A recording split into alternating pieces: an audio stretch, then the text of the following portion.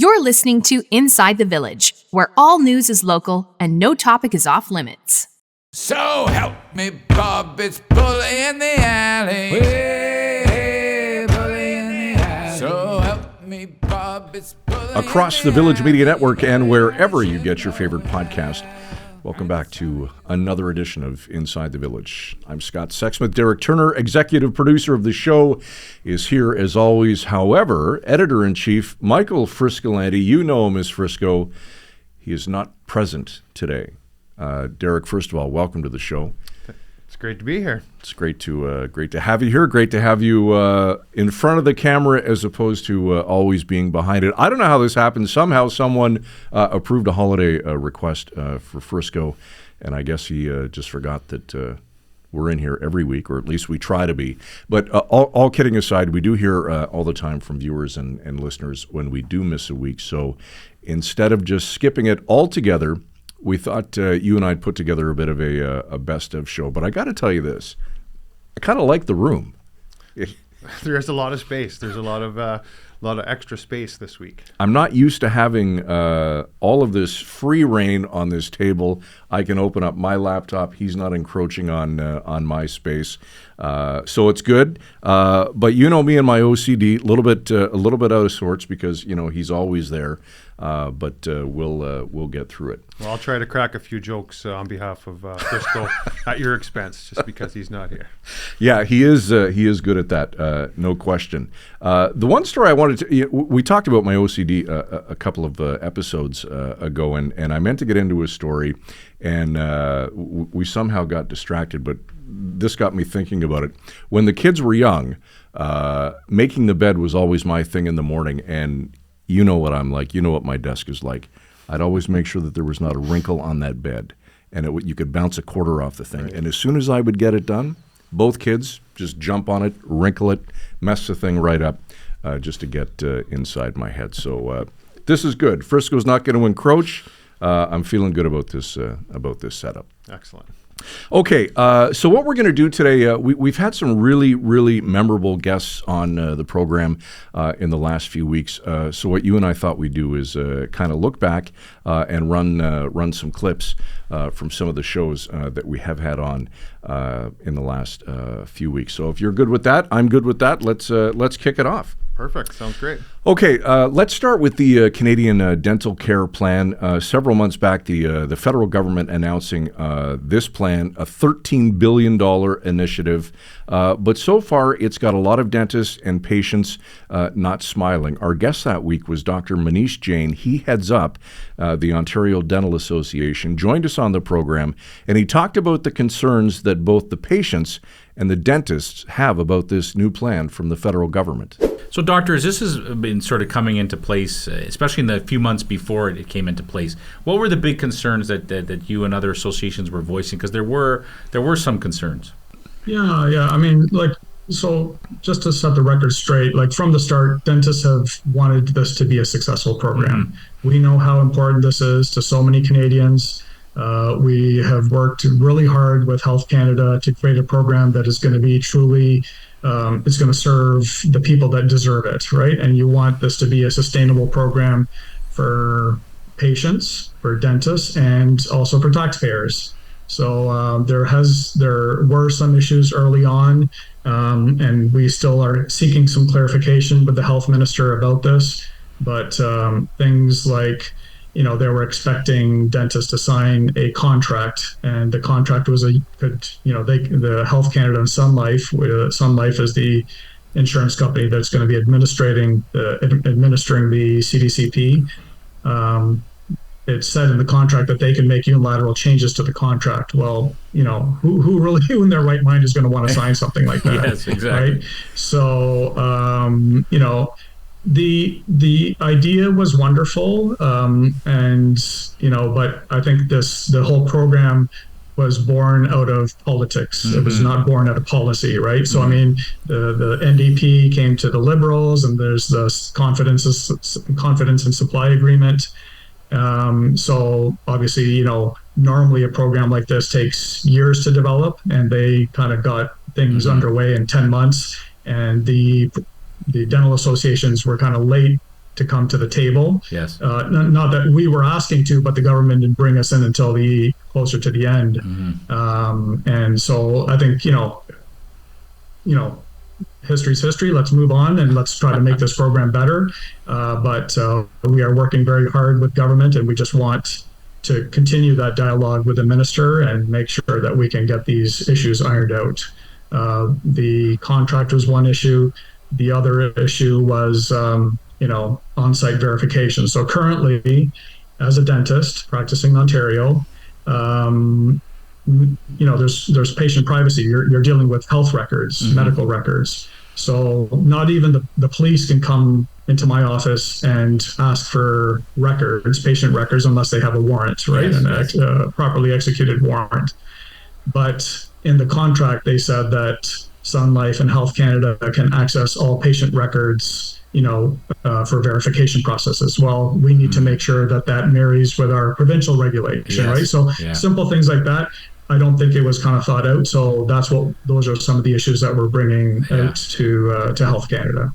Yeah, that was a fantastic episode, Scott. Received a lot of feedback, probably the most feedback we've received on any episode. Still a lot of people and dentists out there trying to navigate their way through this. Absolutely. And if you'd like to send us any kind of correspondence, you can do that at itv@villagemedia.ca. Another episode that garnered a ton of feedback was a very recent one on superagers. And for those of you who may have missed it or forgotten the definition of a superager, Dr. Angela Roberts was our guest. She's from Western University. So the definition is this: someone who is 80 years of age or older, yet their brain functions at a level of 20 or 30 years less than that age of 80. It was a fascinating conversation. So Dr. Roberts is the Canadian lead on an international study on superagers. We had a wonderful discussion, and she talked about what we can all do to help give us a better chance at one day maybe being a superager. Professor, I know that meaningful social connections is a big part of this. What specific types of social interactions have you found to be most beneficial for superagers? Oh gosh, what a great question. The first thing I'll say is that superagers aren't just cognitively good, their brains are also very, very good. And in fact, the brain of a superager, when we look at how much it's shrinking. So as we get older, our brain shrinks back a little bit. The brains of superagers don't shrink at the same rate as other people their age. And so one of those reasons that we think that might be happening is they have a little bit more cognitive stimulation, particularly in this kind of social interaction space. And what our superagers tell us is it's not having 1,000 friends that makes the difference. It's having deep, meaningful social relationships. One of our superagers and I were having a conversation on Wednesday of this week, and she was saying that's exactly right. She doesn't have a lot of friends, but the ones she has are deep, they're meaningful, they do things for each other, they have deep conversations about life, including politics and philosophy. And so it's this idea of the meaningfulness of the connection, whether that's friends or family members, not just the number of connections that they have. And really that's this kind of common trait across all of our superagers. Are there other lifestyle factors that are common among the superagers? Yes, it's this whole notion of what can I do to be a superager? And yes, Scott, you can be a superager too. Well, I don't know about Scott, man. That's nice of you to say.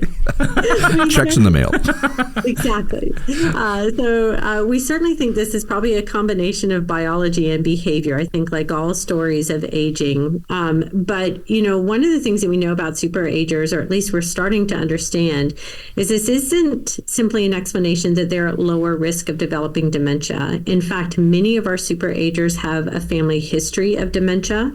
Many of our superagers actually carry some of the, if we think about genetic risk for developing dementia, we know there's some genes that are more likely to contribute to developing dementia. Our superagers have some of those genes. In fact, we have superagers who are 100 years and older who actually carry genetically a very high risk of developing dementia, but have never done so. So part of this is genetic for sure, but it's not all genetics. Lifestyle certainly plays a factor. And we were just looking at some of our lifestyle data about an hour and a half ago, in fact, with our team. One of the ways that we get this data is that we have people wear wearable sensors at home, and we follow them around for 2 or 3 weeks. We look at how well they're sleeping. We look at how much exercise they're getting. One of the true things that seems to distinguish superagers is they have a really regular habit from day to day. They tell us this, and we also see it in their behaviors. They go to bed at the same time, they get up at the same time, they exercise at the same time, they have routines around the types of foods that they eat. So this idea of predictability seems to be a strong trait. When I ask superagers about this, like, do you really have this predictable routine? They say yes. And you know what it does? And I'm, why? It reduces stress. So they all perceive that having a regular routine ensures that they have these low stress lives. And many of them will also talk about stresses and how they manage stress as being a positive factor around how they've aged. So certainly sleeping 7 hours a night seems to be a regular trait, although some of them go to bed at 4 a.m. and get up at noon, and others go to bed at 8 o'clock at night and get up at 4 a.m. So it's not that they're all sleeping overnight, but this notion of regular activity, low sedentary behavior, so they're really active and up and moving a lot. They may not be exercising like you and I. Not all of them are marathon runners, although we do have a world record track star in our midst. But some of them are more active exercise-wise, but what they do tend to do is get regular sleep and have low sedentary behavior activities, meaning that they're up and going and doing things a lot. Yeah, that was a great clip, great guest. Kind of helps us figure out maybe what the secret sauce is to becoming a superager. Another great guest we had, Scott, had a story about helping teens with their finances. Absolutely, Derek. It's a good point. So let's go from superagers to teenagers. And it was a chance meeting at a furniture store between Premier Doug Ford and Sage Patel. You may be familiar with Sage. She's a former CNBC and BNN business correspondent. Sage was out furniture shopping with her mom one Sunday, ran into the premier, and they got talking about the importance of financial literacy in high schools. Fast forward several months later, and it turns out that now, starting in 2025 in grade 10, financial literacy will become a part of the curriculum. We talked to Sage on the program, and she talked to us about the importance of having financial literacy in high schools. I'm just curious, Sage, when you say financial literacy, if we can just drill down on that a little bit, is that putting together a household budget, or is it more to it than that? I think that's an important piece, the budget. Now, I've made the case that we have to go far beyond that. It's really getting them interested in how even money works, in our economy. Budgeting is important. Learning how to invest, basic things, because when a student gets their first job at 17 or 16 or 17, they might actually get introduced to some sort of an employer-sponsored plan, like a group RSP, or they may want to save. So how do they do that? So they should understand how banking works, and then even different little investment products. I don't know about you, but when I was 16 and I started my first job, I actually opened up an RSP account. This was something my parents encouraged me to do, and I started investing. Now, I didn't really know what I was doing. Their advisor took care of it, but I appreciate having done that now. It's interesting because we're having the same conversation right now. My son just got his first job in high school last year and got a paycheck, and he has another job coming up now. And so we've talked about that. It's time to open an RSP and try to max it out. And you don't necessarily have to be an expert on where you should be investing, but at age 15, if you start early, that has to be a huge advantage, right? Huge advantage. Yeah. I don't think people understand the power of compounding, which is something, again, I think students will learn, right? Interest, debt. Credit card debt is a big one. Yeah, Scott, what a fabulous initiative that is. I really wish that was around when I was in high school. Yes, but we had things like physics and biology. don't really help with the income tax, though, unfortunately. Well said. You're right, though, and all kidding aside, we certainly could have benefited from a financial literacy course, as I know the kids in grade 10 starting in 2025 will. Okay, got to get a quick break in here on Inside the Village. When we come back, we will continue our look back at some previous episodes and some wonderful guests, including Ted Nolan, Simon Darnell, on why fewer kids across the country are playing less and less organized hockey, and the one and only Jerry D, when Inside the Village returns right after this. Reporters, editors, and journalists who go the extra mile to get the story and get it right. Go behind the scenes with those who cover the stories that matter most to you and your community. Look for it in the Village Features section of your favorite Village Media website across Ontario. I was drowning in debt, feeling hopeless. Then Ontario-wide Financial turned my life around. Ontario-wide cleaned up my credit and gave me the help I needed. Now I'm starting fresh. Don't wait. Your fresh start is just a call away.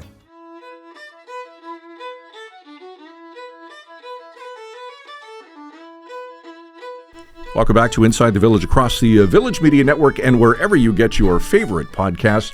Thanks for joining us. I'm Scott Sexsmith. Michael Friscolanti, MIA this week and next, 2 weeks holidays. Derek Turner, the executive producer of the show, filling in and doing twice the work, sadly not for twice the pay. But we're happy to have Derek with us today. Okay, let's talk a little puck. You're not Canadian if you don't do that, and we've been fortunate, Derek, on this show to have some wonderful guests associated with the sport of hockey, and of course, one of the all-time greats, certainly in this province and beyond, Ted Nolan. Yeah, growing up just outside of Sault Ste. Marie and going to Greyhound games as a kid when he was the coach, some absolutely amazing teams, 3 Memorial Cup appearances in a row, and then to watch him go on, and you kind of feel that hometown pride when you see him go to the NHL, become coach of the year, and then watch him even coach Latvia at the Olympics. He's had quite a career. He certainly has. It's been anything but smooth, and Ted will be the first one to attest to that. He made an appearance on Inside the Village a few months ago, on the heels of releasing his new book, Life in Two Worlds, A Coach's Journey from the Reserve to the NHL. And one of the things we talked to Ted about was the abuse and harassment that he faced growing up in the game that he loved so much. Ted, when you were writing the book, how much did you think back to that night in December of 2005 in Chicoutimi? You know, that was one of the issues, and like I said, it was almost one of those things you just kind of wash off to the side. I was a grown man by then. But to reflect upon when I wrote the book, I can't imagine anybody in this modern era. I mean, this happened in 2007, I believe. Mm-hmm. It wasn't in 1807; it was 2007. And the thing I felt sorry for is the young children inside the building, or the players on the bench. You know, what are they thinking? How are they reacting to this? You know, I went through it, and I just kind of I was angry and I was mad, but I also had to make sure that I stood my ground and I didn't react, because I didn't want the kids on the bench to react, and then 10 years down the road they're going to be doing the same thing. So you try to set a positive image of how to react to stupidity once in a while. Mm-hmm. Your book comes at an important time when we're all talking about truth and reconciliation and what that means to people in this province, in this country. What do you say to the average person who's not aware of what that means? How does your book help that conversation? The conversation to me has always been, sometimes in life we complicated things too much. You know, when I coach, everybody asks me what my philosophy is. I mean, you just put the puck in the net one more time, the opposition.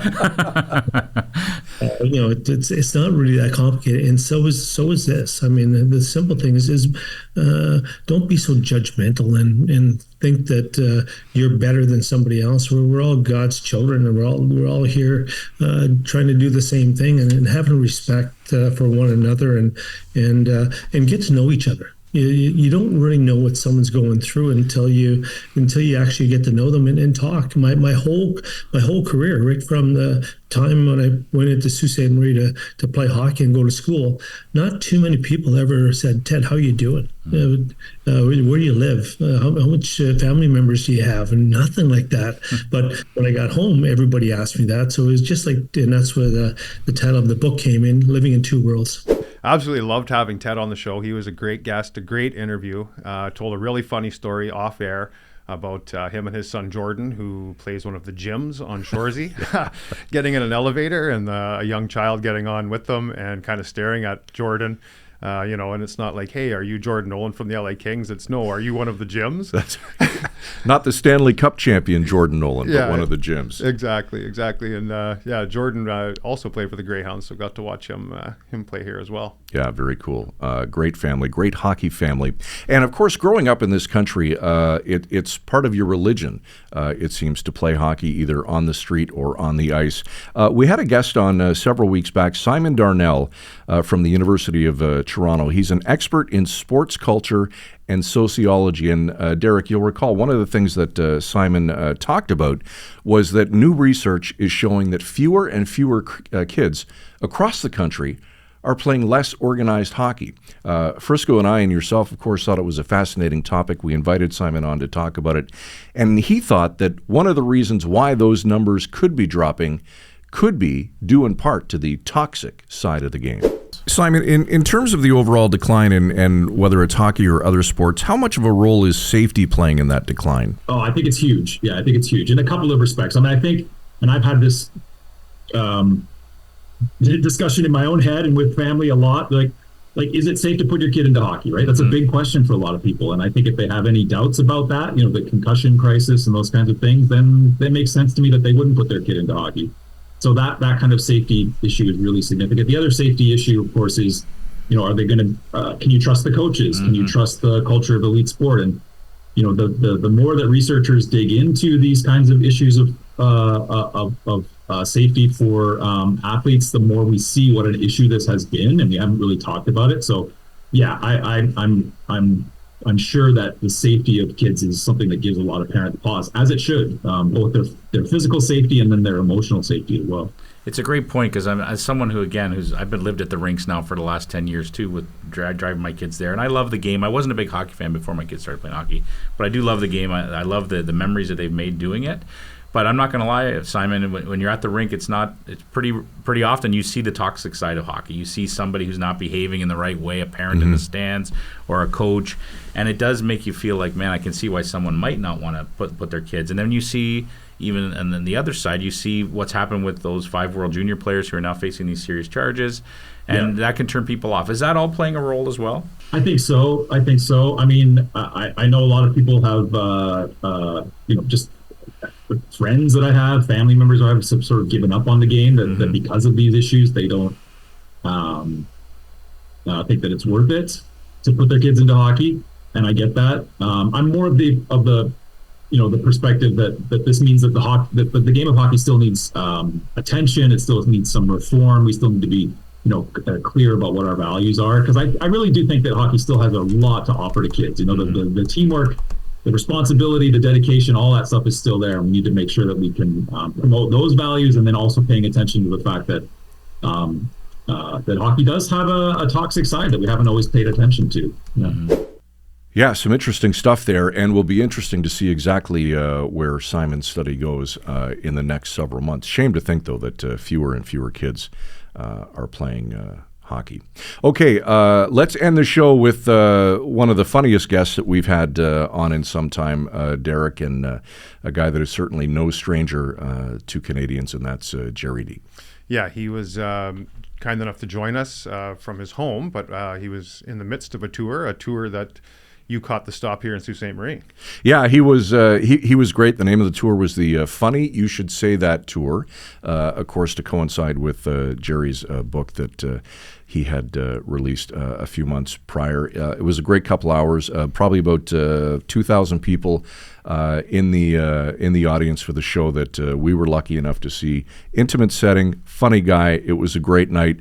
And like you said, he was kind enough to join us here on Inside the Village. And one of the things that we talked to him about, and a lot of people may not know this, that stars, when they do tours, whether it's stand-up comedy or concerts, there's always a thing called a rider that comes into play. And a rider details what the star or what the band or the act wants in their dressing room. Could be a certain type of flavored water. It could be a certain meal. They all have them. So we asked Jerry, what's on your rider? All right, good stuff. Before we let you go, what's the one thing on your rider that's in your dressing room that nobody would believe? That I don't have a rider. Oh, that's really? Something I think shocks people.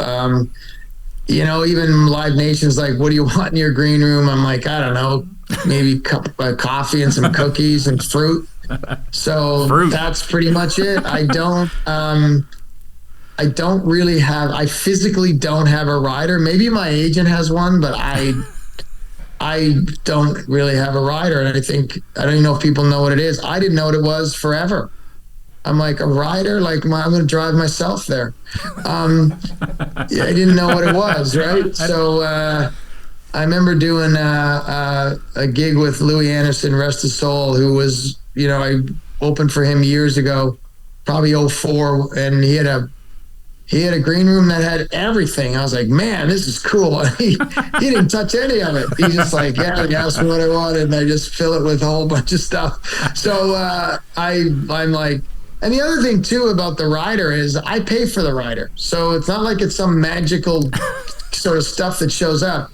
I could put whatever I want in my rider. I'm paying for it. So exactly. I could have 40 bottles of wine and red M&Ms, and I'm paying for it. So I still have that mindset of a teacher that, you work hard and you made the money you made. And so I don't just go squander thousands of dollars on a rider. So that's the honest truth.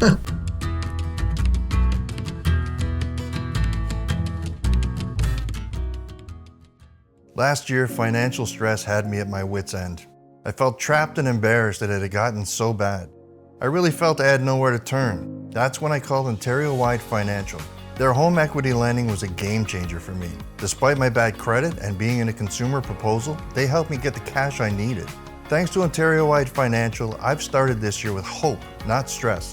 They gave me a fresh start, and they can do the same for you. Ontario-wide Financial, because everyone deserves a second chance. Reporters, editors, and journalists who go the extra mile to get the story and get it right. Go behind the scenes with those who cover the stories that matter most to you and your community. Look for it in the Village Features section of your favorite Village Media website across Ontario.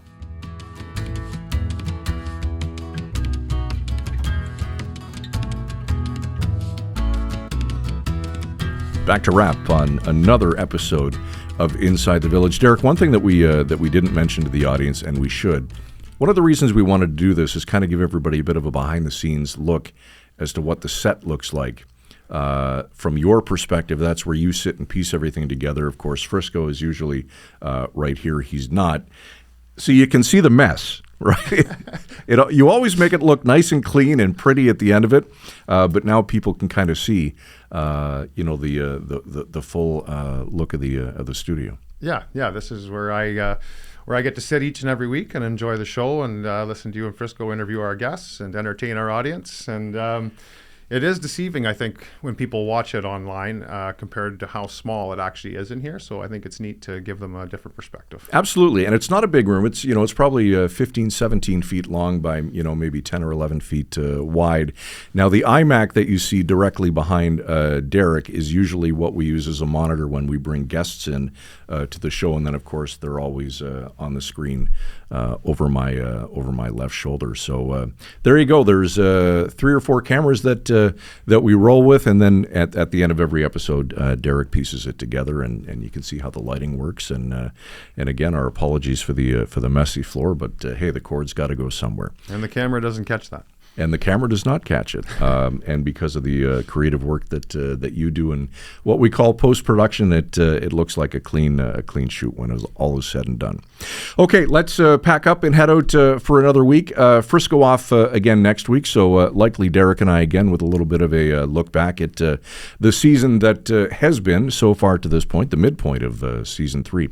In the meantime, reach out anytime, itv@villagemedia.ca. And if you'd like to see back episodes, because some people like to, you can do that wherever you get your favorite podcasts and, of course, across the Village Media Network. Derek, thanks for your effort today. Appreciate it. Thank you for having me. All right. It's great to join in. On behalf of executive producer Derek Turner, I'm Scott Sexsmith. Thanks for watching. Have a great rest of your week and weekend, and we'll talk to you next week on ITV.